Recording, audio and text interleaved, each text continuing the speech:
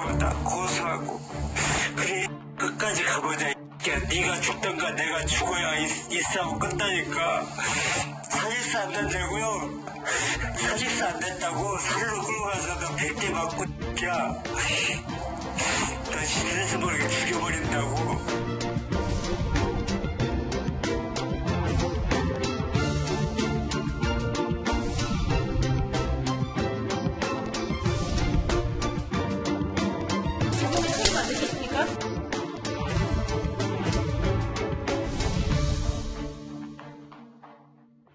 화면으로 만나보신 얘기 좀 더 자세히 짚어보겠습니다. 경비원이 극단적 선택으로 세상에 갑질 의혹이 알려진 이 아파트 입주민이 어제 경찰에 출석해서 11시간 넘게 조사를 받았습니다. 그의 귀가 모습 화면부터 만나보시죠. 쌍방폭행이라는 생각은 변함이 없으신가요? 일반적으로 하신 말씀 없으십니까? 지금은 책임 안 지겠습니까? 살해 협박까지 했다는 주장도 있는데 이에 대해서 한 말씀만 부탁드립니다. 수사 과정에서 어떤 말씀하셨나요?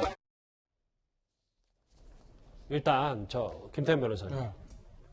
취재진의 말에는 질문에는 침묵을 지켰지만 경찰 조사에서는 억울하다, 코뼈골절 자해다, 나도 맞았다 이런 주장을 이 입주민이 하고 있거든요. 그러니까 주민들의 거의 가장된 주장을 하고 있다는 거 본인 입장에서 부인을 한 겁니다. 그러니까 정확하게 보면은 부인이라기보다는 본인도 맞고 쌍방폭행 얘기를 하는 것 같아요. 그러니까 크게 부인인 거죠. 왜냐하면 경비원 코뼈골절 죄명으로 보면 저게 제일 큰 거거든요. 상해니까. 예. 그런데 그 부분에 대해서 내가 한 게 아니다. 그러니까 상해라는 가장 큰 지금 범죄 사실을 지금 부인하고 있는 거예요. 그리고 이제 본인도 피해자임을 얘기를 하고 있는 거고. 부인하는 거는 자기의 권리니까 하는 건 하는 건데 문제는 이제 경찰이 다른 어떤 객관적인 증거들을 가지고 저 사람의 진술을 좀 탄핵하느냐 이거거든요. 근데 지금 피해자분이 돌아가셨기 때문에 피해자분의 진술을 지금 경찰에 들을 수가 없어요. 그렇죠. 문제는 거기 있는 거예요. 그렇다고 보면 주변 사람들, 아파트 주민들의 증언이라든지 아마 동료 경비원, 그다음에 관리사무소 직원들 이런 분들을 아마 많이 불러서 그분들의 어떤 진술을 가지고 피의자의 저런 어떤 부인 저거를 아마 깨고 기소를 하는 방향으로 아마 경찰과 검찰이 조금 나갈 것 같습니다. 글쎄요. 억울하다, 쌍방폭행이다 이렇게 주장하고 있는 입주민과는 달리요. 이 숨진 경비원은 지속적인 협박과 극도의 공포심을 느낀 것으로 보입니다. 이제부터 저희도 고인의 이름을 최희석 씨로 공개합니다. 최 씨는 극단적인 선택을 하기 전에 음성 유서를 남겼습니다. 들어보겠습니다. 진짜 저 싫어하는 사람한테 맞으면서 약으로 버텼습니다. 진짜 밥을 굶고 정신적인 스트레스 얼마나 불안한지 알아요? 내 돈도 많은가 보다 고소하고 그래 끝까지 가보자. 야, 네가 죽던가 내가 죽어야 이 싸움 끝나니까.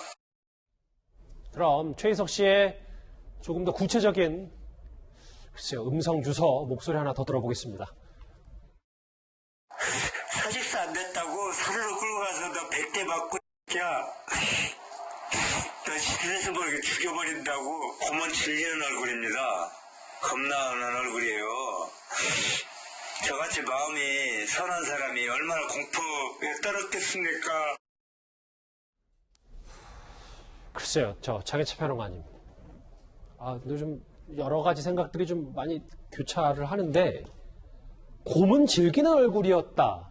공포심이 이 극단적 선택을 한 경비원 입장에서는 꽤 높았던 것 같습니다. 지금 이 최희석 씨의 음성으로 된 내용 증언을 들어보게 되면 정말 가학적으로 폭행을 계속 가했던 것 같고요. 산으로 데려가서 100대 때렸다 이런 부분 보면 아주 치밀하게 CCTV를 벗어나려고 한 그러한 정황도 보입니다. 하지만 CCTV 조사를 하다 보면 산으로 혹시나 이 최희석 씨를 저 입주민이 데리고 가는 장면 정도는 찍혔을지 모르겠다는 생각이 들고 또 본인이 맞으면서 약으로 버텼다고 하잖아요. 그럼 이 약을 처방받은 기록 등이 아마 저 입주민의 폭행을 증거하는 증거물이 될 것 같습니다. 그런 부분을 경찰이 빨리 좀 찾아줬으면 하는 바람이 있고요. 이 내용대로라면 폭행이나 상해뿐만이 아니라 사직을 강요하고 지속적으로 정신적 스트레스를 받게끔 협박을 한 부분들이 분명히 드러나고 있습니다.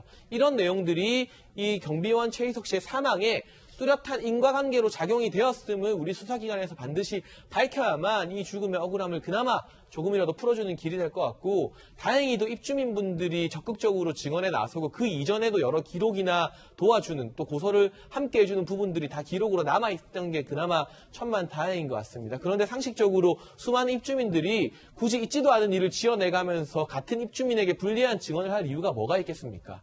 물론 수사기관의 수사와 법원의 판단을 기다려봐야 되는 사안이지만 이 내용을 보면 너무 가슴이 아프고요. 돌아가신 이 최희석 씨의 억울함이 풀릴 수 있게 제가 앞서 언급한 여러 증거나 다른 정황들이 빨리 더 발견됐으면 하는 마음입니다. 가해자가 고문을 즐기는 얼굴이었다. 경비원은요, 이 숨진 경비원 최희석 씨는 가해자가 반드시 처벌받게 도와달라고 호소까지 했습니다. 그러면서도 힘이 되준 이웃 주민들에 대한 고마운 마음은 잊지 않았습니다. 정말 싫어하는 사람한테 다시 안 당하도록, 경비가 억울한 일이 안 당하도록 제발 도와주세요. 강력히 처벌해주세요. 엄마, 아빠, 누님, 사모님, 정말 감사합니다. 내 저승 가서라도 꼭 그 은혜 갚겠습니다. 참 마음이 무거워집니다. 김 변호사님. 예. 아까도 잠깐 언급을 해주셨는데 글쎄 뭐 입주민들이 아무리 주변 증언들이 많다라고 하더라도 실제로 이 가해자의 폭행 혐의를 입증할 수 있을지 좀 어떻습니까? 그러니까 그게 사실은 저게 단정할 수는 없어요. 그러니까 경찰도 굉장히 고민일 거예요. 사실은 이런 사건 같은 경우에 폭행 상해 사건이기 때문에 피해자의 진술이 가장 구체적인 일관된 진술이 가장 큰 증거입니다. 왜냐하면 CCTV가 없다고 물론 뭐 때리는 장면에 나와 있는 CCTV가 있으면 뭐 그거는 수사가 되게 쉬워지는 건데 그게 없다는 가정하에 말씀드리면 아직까지 확인해보진 않았지만 피해자의 진술이 좀 중요한데 피해자는 돌아가셨어요.